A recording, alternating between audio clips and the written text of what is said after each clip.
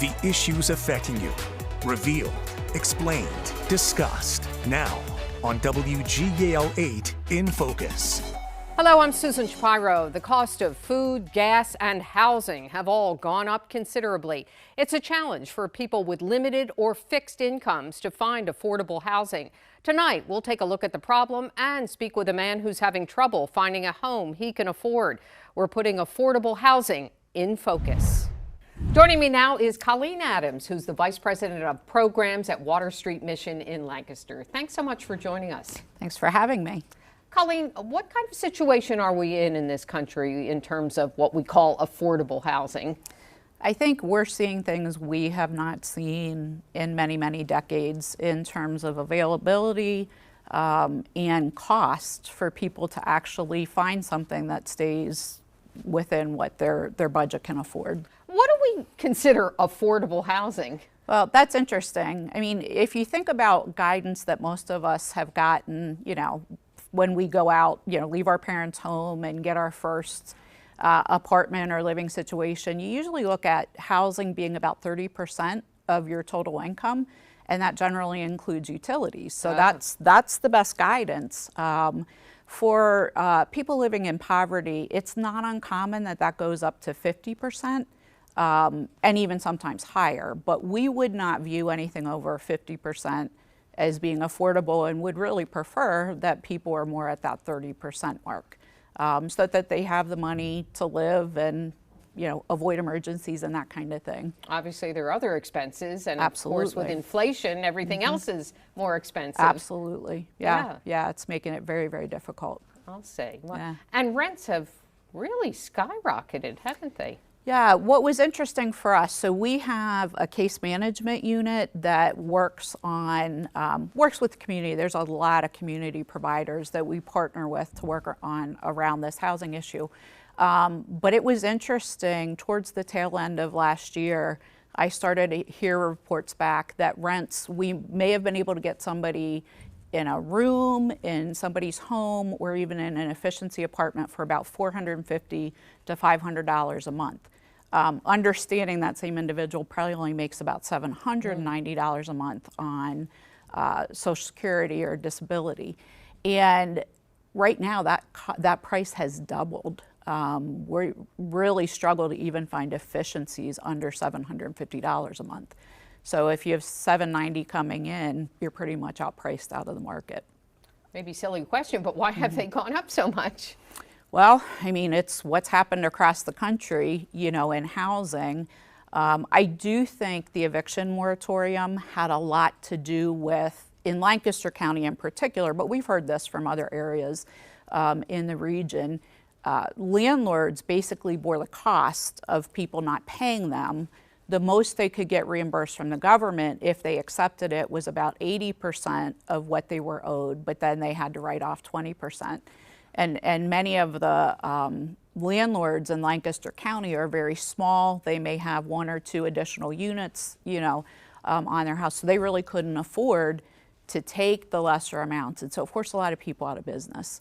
And then I think for people who have a high profit motive, when you watch the demand, you started to see, prices. I think when I had moved to the area in a townhouse, that townhouse for a 3-bedroom was about $1,500 a month. I just heard that same townhouse is going for about $2,200 a month. And so it's just shocking in such a short period of time, how drastically things have increased. It's amazing. I mean, in some cases, a mortgage might be less than the Absolutely. rent. Absolutely. Yeah. And is there a problem in terms of what's being built, or, any kind of new low income or affordable housing? Definitely. It's very, very costly to build affordable housing in terms of just all the regulations. And then in Lancaster, where do you put it? So the process, like Water Street, we're in the middle of our strategic plan right now. And as we're even looking, at the whole affordable housing piece, more related to some of our guests that are kind of being stuck at Water Street much longer, it's probably a 3 to 4 year pipeline for us to even find a property to rehab that we could even, start to impact the situation, but we wouldn't even put a tiny dent in it if we did that. There's some really good groups like HDC who that's their whole goal is providing That's the affordable. Housing Development Corporation. Yes, yes. And so, I mean, that's what they're working in full time, and they're struggling to bring up affordable housing, even in mixed kinds of settings. You're seeing some of that come up in the city. So our need, building at the pace that we're building, we could never satisfy the demand for housing. And so Lancaster has its own unique piece around not having enough housing, which is probably more connected to land, and that is not as strong in some of the other cities and missions that we partner with around the state. But for us, it's pretty significant. It's frightening that people just have nowhere to go. Right. Yes. Yes. Yeah. Well, we'll talk more about some of the guests you do have at Water Street Mission. Okay. And first up, we're going to speak to one of those guests who's been living at the Mission for about 2 years now. This is WGAL 8 in Focus, coverage you can count on. Joining me now is Michael. He's been a guest at Water Street Mission in Lancaster for about 2 years now. And thank you so much for being willing to share your story and joining us here. Pleasure and honor. You're originally from Philadelphia. Right. Tell me about your living situation there and what happened. Well, I kind of was in a fire after coming back from a tour on the road with a band, and everything that I had was destroyed, including money I took out of the bank to open up another account. Wow, that was a place you were renting? Yeah. So I had no renter's insurance, so, you know, go figure. But so you were basically homeless at that point? Homeless at that point. I had stayed in my truck for a couple nights, and I owned a pest control business, and a friend of mine from Lidditz called and said, why don't you come up and stay with us, and you know, we have the room and we'll help you get on your feet. And on my way up, I was in an automobile accident, hit a telephone pole, you know, saved a fox's life, but I find it to be a blessing because I ended up at Water Street, where some other things following up with clinic there. How did you end up at Water Street? What happened with your friend you were living with? Well, they're not in real great health either, and I after I was released from trauma, I had to go back. That weekend I was released, go right back in the hospital on Monday with a major bowel obstruction. Oh. And so we won't get into the details of that. But I ended up back in the hospital. My first 2 weeks in Lancaster were in Lancaster General Hospital, and then I ended up at Water Street, and following up with their clinic there, did some blood panels and so on, and discovered that my prostate numbers were quite high and I had prostate cancer. Wow. So you've had a string of what you would say is bad luck. Well, some would say that, but I'm looking at them more like blessings. When you're aware of something, it's I think more positive than not being aware of it and not knowing of. I had it for 10 to 15 years and didn't know it. So when I found out I had it, it shed light on a lot of things that didn't have answers, and now they do. What about not having a place to call your own apartment, your own home? What's that like? It's really scary because you sometimes feel like you're walking on eggshells because you know, you have to follow rules and regulations, of course, and that would probably be anywhere you go. But at Water Street, it's a little different because you're living in a community with other men. You don't know what everybody's dealing with, and you know, you have to kind of be careful what you say sometimes, or you know, your body language might say something that you're not really meaning. So you have to be pretty aware of what's going on around you all the time, and you know, try to be as positive as you can, and when you see negativity, just don't get caught up in it. So you know? Communal living can be a little difficult at times? Oh, that can be, it is. It is. It just is difficult. But, you know, if you have a good mindset, I think it's a lot easier to deal with than not. How do you manage to keep that positive attitude? Oh, constant prayer, meditation, and reaching out to staff when they're available. And I have a lot of guests that are, you know, we befriended one another. And so I have a really good network of people around me that know where I am and know what's going on with me. And they're there like pillars, you know. So if you didn't have a place like Water Street, where would you be in terms of housing? I don't know. I don't know where I'd be. It's just so difficult out there to find something affordable. you have to have some money saved up in order to pay the 3 or 4 months that they want in rent now because of the COVID thing with them losing their properties, for people not paying rent and so on. And so I really don't know where I'd be if it wasn't for Water Street. Well, stay with me here, Michael, and we'll talk about what the future holds for you and what it's been like to look for affordable housing. This is WGAL 8 in Focus, coverage you can count on. We continue our conversation with Michael, who's been living at Water Street Mission in Lancaster for about 2 years now after a number of setbacks, but he still maintains a very positive attitude. Michael, where do you see the future for you in terms of a place to live? Well, in my sight of positive and hope and being hopeful, I see something coming. I just don't know where or when, but you know, I have some things that I'm thinking and dealing with what I would like as far as a place to live and call my own, be able to get up and have coffee whenever I want, or, you know, sit outside whenever I want. You know, it's I guess the conditions are important. The neighborhood would be important. It's just kind of being able to be open-minded to where you may end up, and it may not be what you're looking for, but it just may be the place that'll get you to where you want to be. What's it been like? I know you said you have been looking around to try to find housing. It's been extremely difficult because the application process, in my experience, is very difficult. You pay these fees, and there's multiple buildings that they have, and they want an application fee for every individual place that you may show some interest in. But my fixed income, that's like pretty much you know, just unable to happen for me. What is your fixed income, if you don't mind me asking? $841 a month. $841 a month is what I have to live on, and you know, thank God for Water Street. It's, you know, it's a stepping stone for sure. It's a stepping stone for sure. What do you think in terms of what is out there for folks like you? And not a lot, and what is out there, they don't make it readily or easily available to find. It's like jumping through hoops, you know, like filling out these applications are a process of where you end up on a waiting list, and God only knows how long those are. I put out 3 applications. I've only been contacted by one who, number one, don't work with your income ratio, and their rent goes up $30 every year. So there's the first one that contacted us to do the application process isn't going to work.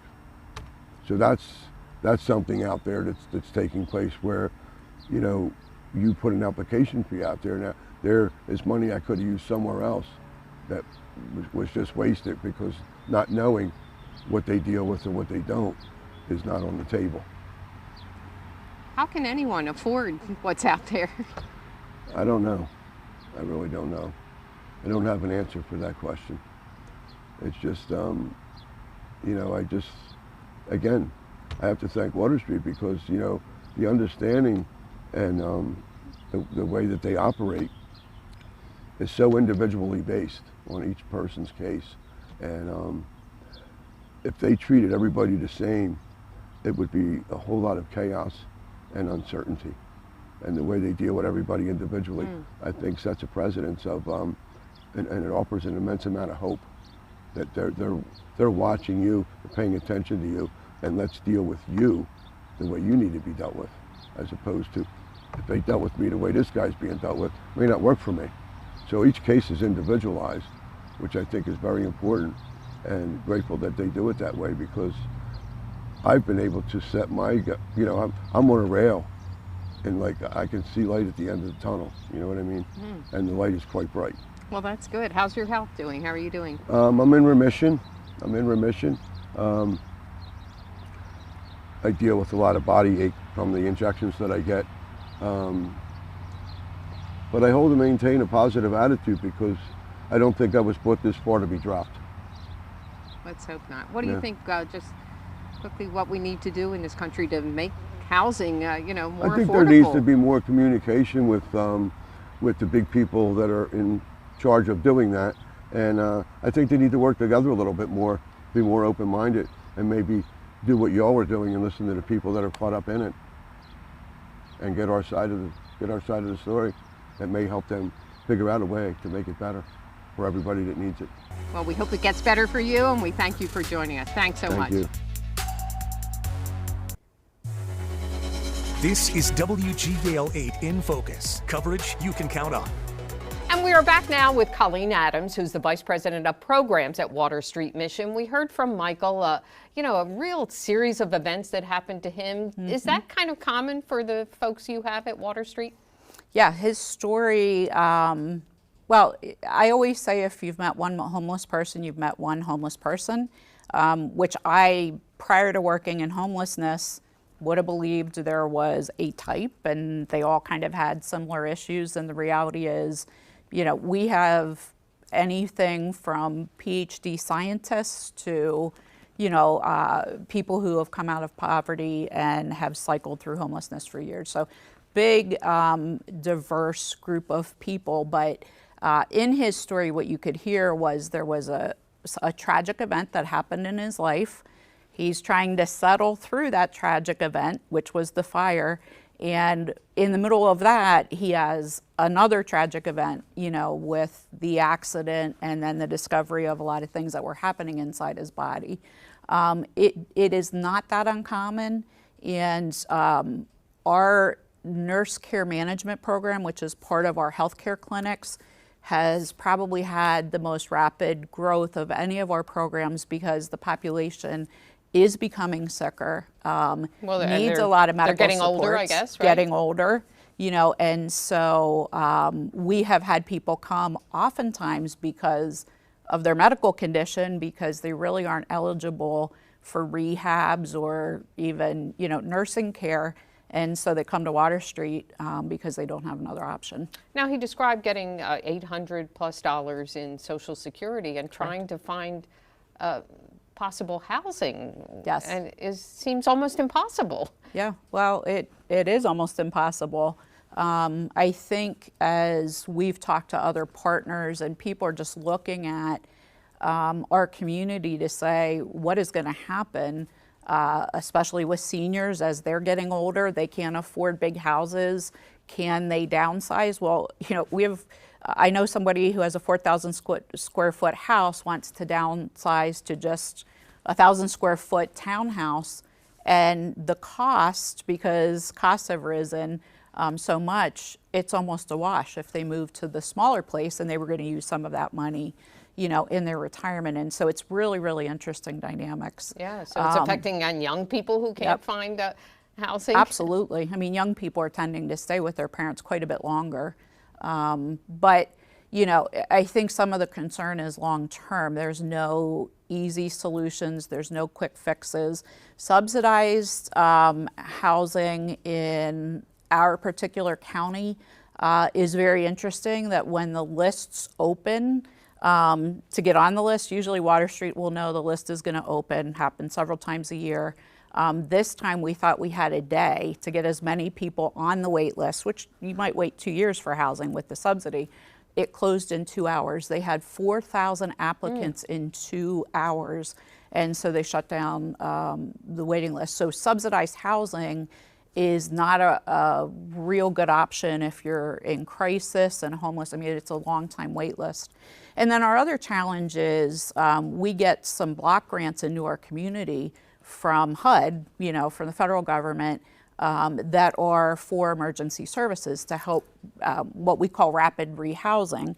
And people get a voucher and they get to use that voucher, and their rents will be paid through that voucher. They'll pay on a sliding scale, The problem is the vouchers, let's say, go up to $750, and most of the apartments are over that amount. So even the voucher system since early 2021 is not necessarily working for low-income folks. Wow, Yeah. it's very difficult, obviously. It is. I know you mentioned some of these folks like Michael might find a roommate and find a place together. Is that an option? Yes. Families, that's a little bit more difficult, to co-locate. There are a few more resources for families who are homeless, not much. I mean, you still have costs, but sometimes they have some additional sources of income that are coming in. But if you are single, we are seeing and encouraging people to find 1 or 2 roommates to go out with. What you heard in Michael about the community of Water Street, we often hear from our guests, they don't want to leave. They found, because our guests are our family. I mean, we're all brothers and sisters in the Lord, and so clearly we're not higher up because we're staff. We all love each other, and so that sense of community is really important. And so for them to move out with several other people is actually really, really helpful, even for that sense of community. But it's definitely becoming necessity from a cost perspective. Well, I assume the goal at your mission and elsewhere is to get people to be out on their own in a home of their own. Yeah. I mean, our goal is to address the issues, the underlying issues that cause people to become homeless. And so that once they're out, I mean, the home doesn't always solve that problem. Right. A lot of the other issues, if we're addressing those, then when they get a home, hopefully they're going to be able to stay there. So we don't want to see them back. We welcome them back with open arms if that happens. But, you know, our goal is definitely to see them able to stay. And I think secondarily, we want to see as many people rise out of poverty as possible. So we have programs like our Step Up program that is very geared towards career development, financial areas. And so, yeah, the goal would be they are able to maintain where they are. Not easy, all of that, especially in these times, that's for sure. Right, right. Well, Colleen, thank you so much for sharing some insights with us. We appreciate it. Thank you. Thank you for joining us for WGAL 8 in Focus. For all of us at WGAL, I'm Susan Shapiro. And join us again next Saturday night at 7 o'clock for WGAL 8 in Focus, right after NBC Nightly News. And you can watch each episode of In Focus, plus WGAL's latest newscasts, original programming, and more.